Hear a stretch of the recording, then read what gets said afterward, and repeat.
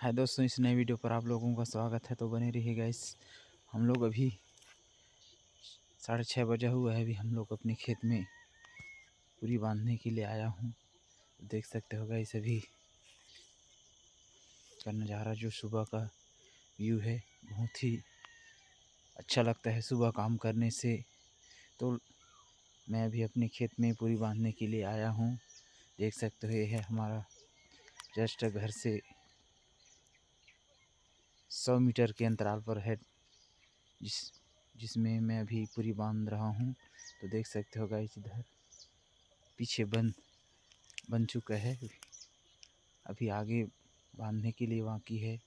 तो देख सकते हो गाइस, सुबह का जो नज़ारा रहता है बहुत ही सुहाना होता है। तो देख सकते हो गाइस, इधर हमारा घर है ऊपर में। अभी वो झाड़ के वजह से नहीं दिख रहा है। तो देख सकते हो गाइस, अभी कितना